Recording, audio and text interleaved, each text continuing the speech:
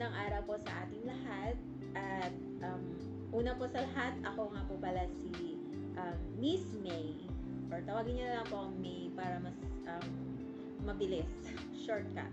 Pero ang real name ko is Maylin. Okay, so yun yung full name ko. And isa po akong OFW na kagaya din ng ilan, ng marami na nasa ibang bansa. Ito pong ating show, pinamagatan po natin ito na OFW aspiring entrepreneur. Kasi naniniwala po ako na maraming mga Pilipino, maraming mga OFW sa iba't ibang panig ng bansa na nagnanais or nagnanais na talaga na umuwi. Ang problema nga lang, hindi makauwi, kagaya ko, dahil nga sa kadahilanan na kalimitan yung mga sahod natin is napupunta siya sa mga bagay-bagay na minsan hindi naman talaga siya profitable or hindi naman talaga siya kumikita. Kumbaga, nagagamit ang mga pera na ito, mga sahod natin ito para lang sa mga expenses. So kapag sa expenses siya napupunta, ang nangyayari, walang balik sa atin, nauubos lang siya. So, kahit gaano kalaki yung sahod natin, kahit pasabihin natin nasa 30 mil yung sahod mo, 40 mil, kung yung sahod na yun hindi na ma-manage ng maigi, hindi siya na-divide ng maigi, wala siyang pupuntahan. Kundi mag-stay na lang tayo dito sa abroad, magtrabaho hanggang sa pagtanda natin. So, yun po yung gusto ko na maging matakal natin, na sana makatulong ito sa maraming mga OFWs na kagaya ko, na ma-aspire tayo na maging isang tunay na entrepreneur. So, ang topic natin ngayong araw na ito is, ano nga ba ang entrepreneur? So, gagamitin ko ang salita o yung salita natin, sariling lengguwahe natin na Pilipino, para mas lalo tayong magkaintindihan. Yun. Medyo Taglish tayo minsan, pero mas mainam na po na Tagalog para mas lalo nating maintindihan. Kasi usually, kapag English, hindi din lang, kung may mga ilan na hindi din lang naiintindihan yon, wala din lang silang lesson na mapupulot. So, mas maigi po is Tagalog. Okay, so, ano nga ba ang entrepreneur? Ang entrepreneur is napakasimple lang naman at basic lang naman yung ibig sabihin nun. Isang klase ng tao na naghahangad or naghahangad na magkaroon ng isa or mag-establish ng isang klase ng negosyo o serbisyo sa mga tao. Pero hindi yun nagtatapos doon. Isang klase ng tao na risk taker. Isang klase ng tao na risk taker. Okay? Isang klase ng tao na innovative or yung tao na kaya niya. Example ito, may isang klase ng tao na wala siyang kapital, wala siyang pinag-aralan.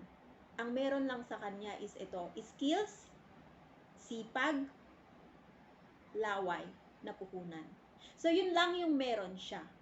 So, sa tingin mo, doon sa tao na walang mindset sa entrepreneur or sa isang tao na tamad mo ibibigay itong mga skills na to, anong mangyayari? Anong mangyayari pag doon sa tamad na tao, sa tamad mo na tao ibibigay itong skills na to? Walang mangyayari. Kahit nasa kanya yung skills, kahit nasa kanya yung strength, kahit nasa kanya yung oras, at kahit nasa kanya ang alam mo na, yung vocal siyang magsalita, kung hindi niya ito gagamitin, walang silbi. Pero kapag ibinigay mo ito sa isang entrepreneur, sa isang talagang yung mindset niya is a risk taker. So kahit wala siyang kapital, ang katunayan sa pagiging isang entrepreneur, hindi problema ang walang kapital. Na ito ang usually na naituro sa ating mga Pilipino, na kailangan mo ng puhunan, kailangan mo ng something para bago ka maging isang negosyante. At yon ang pinagkaiba ng isang regular na negosyante sa isang entrepreneur.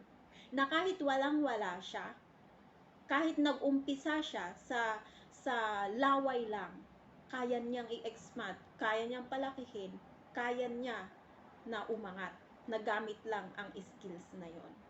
Na alam ko, bawat isa sa atin na mga OFW, meron tayong mga skills. Alam ko yan. Bakit? Kaya nga tayo nakarating dito sa abroad. Dahil may mga kanya-kanya tayong skills. Mababa man yan, nasa middle man yan, mas mataas man yan. Pero kung gagamitin mo yan, yung mga skills na yan na binigay ni God sa atin, yung mga talent na yan, gagamitin mo para sa ganon, mag-umpisa ka ng something, you take a risk for something, sigurado, bullseye, maaari kang umangat sa buhay. So, maaari na doon ka mag-uumpisa na maging isang tunay na entrepreneur. And sabi nga nila is mga OFWs daw is mga entrepreneur. Alam niyo kung bakit? Dahil karamihan sa ating mga OFWs naniniwala tayo or we are a risk taker. Kasi imagine, pupunta ka sa isang bansa na walang kasiguraduhan. Pupunta ka sa isang lugar kung saan mag-isa mo, wala kang kakilala, wala kang kahit sino, or meron man yung iba. Pero karamihan sa ating mga OFW, pupunta ka sa lugar na wala kang kakilala, wala kang kamag-anak. That is a risk. Nagre-risk ka ng something na hindi mo alam, wala kang kasiguraduhan. Kaya usually nga sabi nila, we are an entrepreneur. At sana nga maging katotohanan ito, ma-aspire tayo na maging isang entrepreneur. Para sa ganon, ay hindi tayo manirahan dito sa abroad. Kasi yun yung isang issue or yun yung isang problema na nakikita natin sa panahon, sa henerasyon natin ngayon, na maraming hindi umuuwi.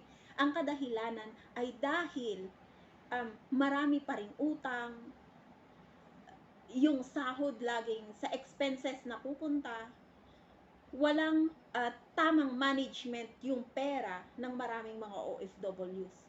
Kaya kung first timer ka dito sa abroad, sana makinig ka dito para sa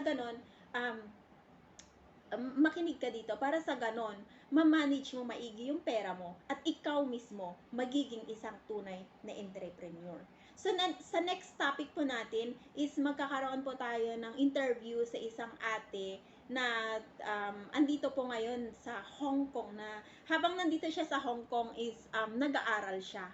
At the same time na nag-aaral siya at isa siyang domestic helper, habang nag-aaral siya, meron pa siyang mga sidelines. Gumagawa siya ng mga candles. At yun ang isang interviewin natin dito. Na sana, ito tong show na to, makatulong sa lahat.